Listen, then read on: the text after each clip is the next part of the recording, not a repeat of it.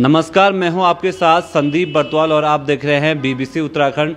उत्तराखंड में तमाम चीज़ों को लेकर जो उत्तराखंड क्रांति दल है वो लगातार प्रदेश में मुखर होकर अपनी जो आवाज़ है उसको बुलंद कर रही है।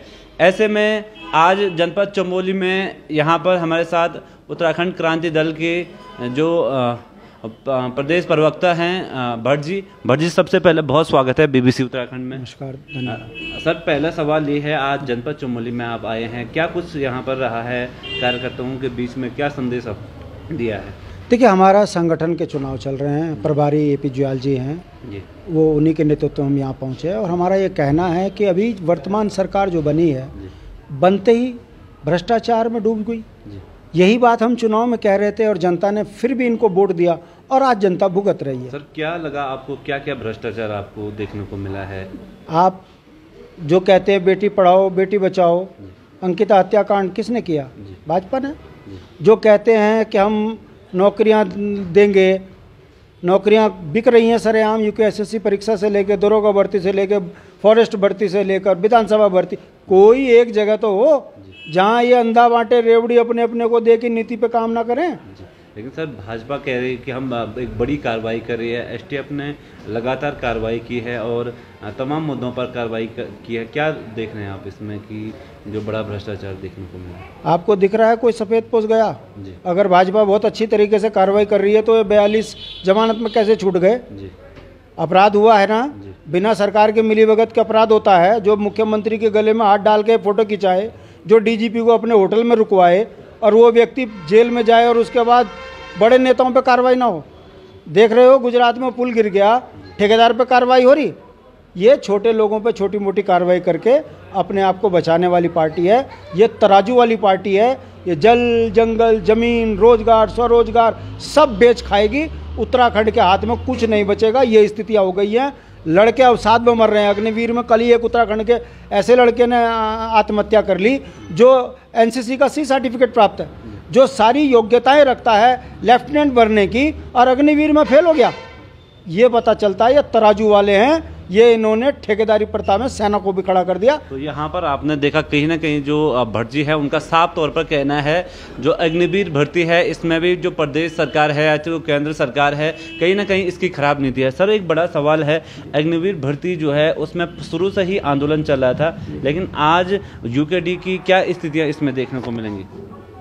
सर, उत्तराखंड क्रांति दल ने पहले ही दिन से ये बात कही कि हम सर्विस बहुल्य क्षेत्र के लोग हैं, सीमांत क्षेत्र है, नेपाल और चाइना हमसे लगा हुआ है, हमारी सीमाएं सुरक्षित नहीं है, पलायन हमारे लिए दंश है, नौकरी और पेंशन ये हमारा अधिकार है, तभी विषम भौगोलिक परिस्थिति में व्यक्ति रह सकता है।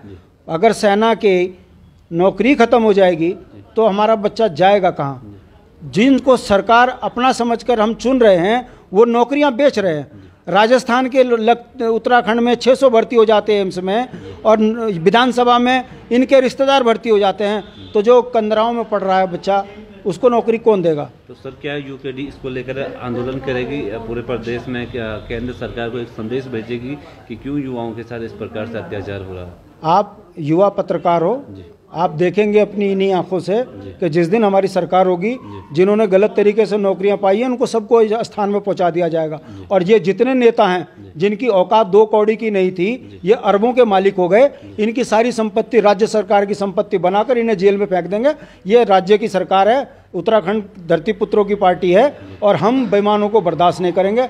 जो जितना खुश हो रहा हो अभी धन संपत्ति जोड़कर, उसका नशा ना उतार दिया तो काय के राज्य आंदोलनकारी, काय के नेता हमें। यहाँ पर कहीं ना कहीं एक बड़ा जो यहाँ पर आरोप है, जो शांति प्रसाद भट्ट जी है उनका साफ तौर पर कहना है यदि उत्तराखंड क्रांति दल सत्ता में आती है तो निश्चित तौर पर जो ये सफ़ेद पोस्ट हैं उन पर एक बड़ी कार्रवाई की जाएगी। सर, 9 नवंबर को उत्तराखंड का जो राज्य गठन है वो आने वाला है, उसमें आप लोगों ने, आंदोलनकारियों ने एक बड़ी उम्मीद जगाई थी, उत्तराखंड बनाने में एक अहम भूमिका आपकी थी, लेकिन क्या कुछ इन 20-22 साल में आपको देखने को मिला जो उत्तराखंड में परिवर्तन हुआ होगा? देखो, जो सपने हमारे थे कि हमारा राज्य बनेगा तो हमारे जल जंगल जमीन बोली भाषा संस्कृति पलायन इन तमाम पर काम होगा ताकि उत्तराखंड में समृद्धि हो।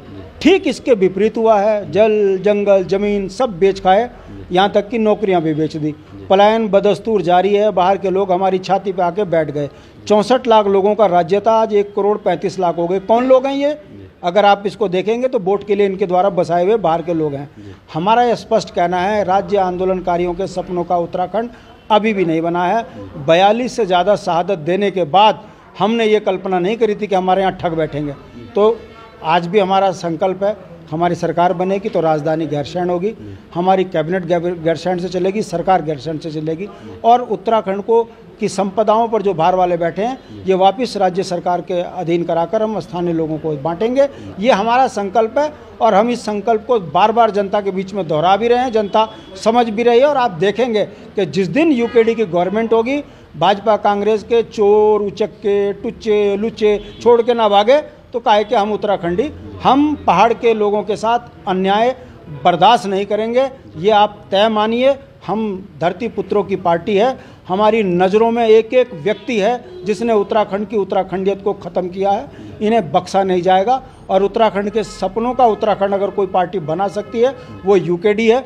सख्त भू कानून, लोकायुक्त, नौजवान बच्चे को रोजगार, किसान के घर में खुशहाली अगर आएगी तो यूकेडी के बदौलत आएगी। सर, एक बड़ा सवाल है, इस समय पूरे देश में भारत जोड़ो यात्रा कांग्रेस कर रही है और उत्तराखंड से भी जो भारतीय जनता पार्टी है उन्होंने भी कहा है कि हम अंतिम जो छोर है नीति माणा, वहाँ से हम रैली की या अनौपचारिक उन्होंने शुरुआत कर ली है। ऐसे में यूकेडी क्या कुछ कर रहे हैं इस समय आंदोलन को लेकर?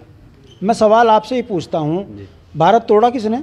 60 साल कांग्रेस रही, 15 साल से नौटंकी एक और चल रही है देश में, तो तोड़ कौन रहा है? कांग्रेस को भारत लग रहा है कि इस समय जो भाजपा है कहीं ना कहीं वो भारत एक था, एक है और एक रहेगा। इनकी राजनीतिक नौटंकी है, इनके परिवार के टुकड़े हो रखे हैं, ये पहले उसे ठीक कर लें, अपनी एक बहू को स्वीकार कर लें, ठीक है, घर के झगड़े ठीक कर लें, देश को तो बाद की बात है। ये दोनों पार्टियां लुटेरी पार्टियां हैं, इनका एक मकसद है कैसे देश से लेकर राज्य को लूटा जाए।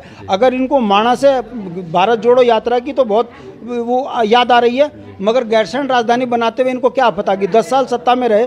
अगर आपको वाकई इस देश को जोड़ने की बात करनी थी तो यहाँ के मूल आदमियों की मांग थी, राजधानी गैरसैंण क्यों नहीं बनाई? नौजवान को रोजगार क्यों नहीं दे रहा? हमारे जल जंगल जमीन पर हमारा अधिकार क्यों नहीं किया बहाल? अगर आप इसकी सच को समझोगे तो दोनों पार्टियां चोर हैं, आंखों में धूल झोंक रही है। ये एक तरफ से भारत जोड़ो यात्रा निकालेंगे, हम इनकी टाई फीस कर देंगे। सर, एक बड़ा सवाल ये है कि लगातार भाजपा हो या कांग्रेस, वो कहते हैं कि कहीं ना कहीं जो उत्तराखंड क्रांति दल है उसकी जो लीडरशिप है वो अच्छी नहीं है और तमाम प्रकार के जो नेता है उनका आपसी में टकराव है। क्या कहेंगे इसको? अच्छे कैसे होते हैं? गोरे चिट्टे कैसे? अच्छे का क्या मतलब होता है? देश चलाते हम, जर्नल हमने दिए, कर्नल हमने दिए, इस देश के लिए बलिदान होने वाली कौम है, हमसे ज़्यादा अच्छा कौन होगा? हाँ, इनकी तरह चोर नहीं है, इनकी तरह टुच्चे और लुच्चे नहीं है। अगर ये अच्छे हैं तो मैं बताओ फिर केदारनाथ का पैसा किसने खाया? भाजपा का नाम उसमें आता है, कांग्रेस का नाम उसमें, मंदिर बेच के खाने वाले ये अच्छे हैं। लेकिन भाजपा कह रही है कि केदारनाथ आज पूरे विश्व का एक सबसे जो सौंदर्य मंदिर है वो देखने को मिल रहा है केदारनाथ में, और विदेशों से भी पर्यटक यहाँ पर आ रहे हैं। पर ठगों को सत्ता दोगे तो ऐसे सुनने को मिलेगा। केदारनाथ में क्या है? कौन बैठता है? हमारा जो आराध्य है वो एकांतवासी है ना, वहाँ 5 स्टार होटल बना के क्या चाह रहे तुम? दूसरा केदारनाथ में आपदा चाहते हो क्या? मैंने कहा ना, चोर उचक्कों को बैठाओगे तो हमारे धार्मिक स्थलों का भी स्वरूप बिगाड़ देंगे।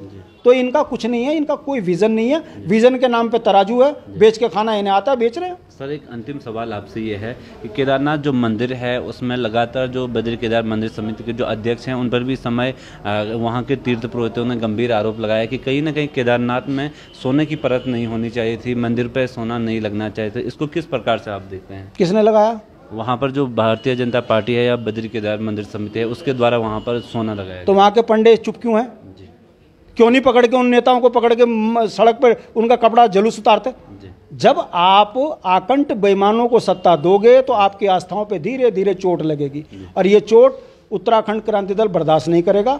हमारा ये मानना है कि तराजू वाली पार्टी है ना, माल बेचना आता है, ये ब्रांडिंग करके नोट कमा रहे हैं। इनका ना तो आस्था से मतलब है, ना देश से मतलब है, ना राज्य से मतलब है, इनको घर भरना आता है। और जनता समझ भी रही है कि इनको बेटी पढ़ाओ बेटी बचाओ वाली बात करने वाले अंकिता हत्याकांड कर देते हैं, हम लोकायुक्त कानून पे चुप हो जाते हैं, नौकरियां सरेआम बेच रहे हैं, अंधा बाटे रेवड़ी अपने अपने को दे, इस नीति पे काम कर रहे हैं। एक शायर ने सही तो कहा है कि चोर उचक्कों की करो कदर, ना जाने कब कौन कब भाजपा में जाकर ईमानदार बन जाए। तो वो स्थितियां चल रही हैं, हम उसका विरोध कर रहे हैं। यही कारण है कि आज चमोली में आए हैं और चमोली की जनता हमारी बात को समझ रही है, और समझ रही है तो हमारा समर्थन भी कर रही है।